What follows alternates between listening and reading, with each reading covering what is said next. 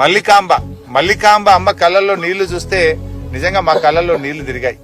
మల్లికాంబ ఎంత బాధపడుతుందంటే ఆమె heart patient. ఈ ఎండల నేను హార్ట్ పేషెంట్, నాకు వాల్వ్ పడ్డది.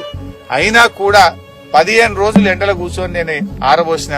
రాత్రి వానబడి మొత్తం దడిచిపోయింది. నా పరిస్థితి ఏంటని చెప్పి ఇవాళ ఏడుస్తా ఉంది. సగం వడ్లు ఆల్రెడీ కొట్టుకుపోయినాయి, చెరువులో కొట్టుకుపోయినాయట. ఉన్న సగం వడ్లు తడిచిపోయినాయి. ఇప్పటికే 15 రోజులు ఎండకు ఎండినా వానకు దడిచినా నా పరిస్థితి ఏంటి అని చెప్పి మల్లికాంబ కళ్ళల్లో నీళ్లు పెట్టుకుంది. మరి ఇప్పటికైనా వెనకటికో సామెత ఉంది, ఎద్దేడ్చిన వ్యవసాయం ముందుకు పడదని, రైతు ఏడ్చిన రాజ్యం ముందుకు పడదనేటువంటి సామెత ఉన్నది. ఇవాళ రాష్ట్రంలో రైతుల కళ్ళల్లో కన్నీళ్లు ఉన్నాయి. రైతులంతా కూడా ఆందోళనలో ఉన్నారు. ఇవాళ తరుగు పెడతా ఉన్నారు. మరి అదే విధంగా మీ మేనిఫెస్టోలో ఏమన్నారు? తరుగు పెట్టము అన్నారు. ఇవాళ క్వింటాల్కు 3 కిలోలు 4 కిలోలు తరుగు పెడుతున్నారు.